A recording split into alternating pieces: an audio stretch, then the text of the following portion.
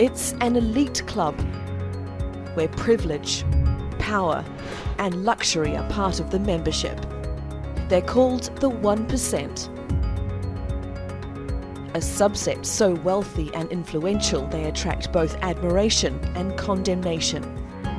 Wage that fight against the 1%, against the billionaire class. What I was able to build, I built the old-fashioned way, by earning it, by working hard. We're not going to live in a nation where the top 1/10 of 1% now owns almost as much wealth as the bottom 90%. I take and I take and I keep taking and I become richer and richer and richer. Global wealth is actually on the rise. It jumped to $256 trillion in 2016.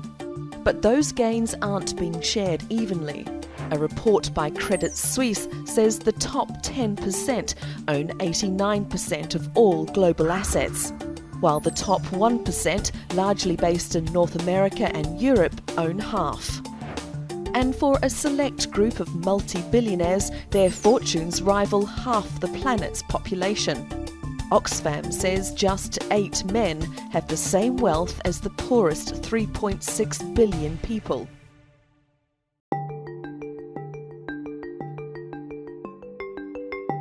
For centuries, there's been an elusive tier of the super rich, the royals, aristocrats and landed gentry.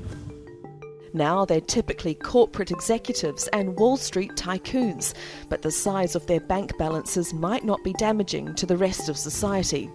Trickle-down economists argue that growth is most likely to come from those with the biggest pool of resources.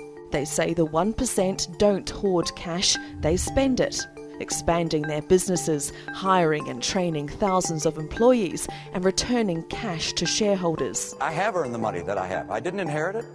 I take risk, I make investment. Those investments lead to jobs being created in America. Trickle-down supporters also propose tax cuts as a way to stimulate the wealthy to earn and consume more. Well, I'm really calling for major jobs because the wealthy are going to create tremendous jobs. They're going to expand their companies. They're going to do a tremendous job.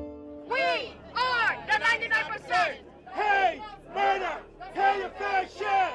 But activists say the dynamics have fundamentally changed, with evidence showing wealth isn't trickling down, instead it's being sucked up.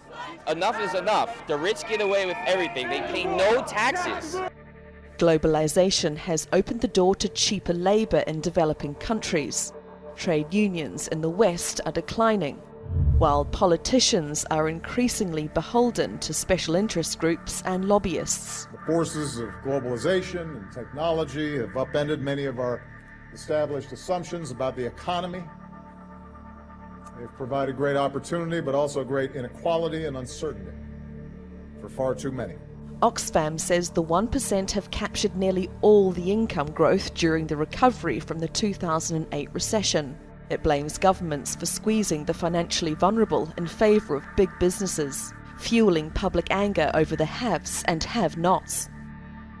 Rather than an economy aimed at the common good, we have been left with an economy operated for the top 1%, who get wealthier and wealthier as the working class, the young and the poor fall further and further behind.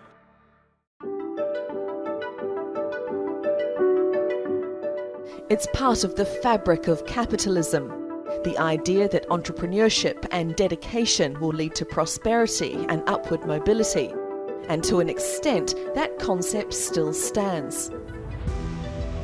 But with a global system that sees little redistribution and opportunity, their affairs, the 1% club, are being increasingly protected by the policymakers, leaving the 99% out in the cold.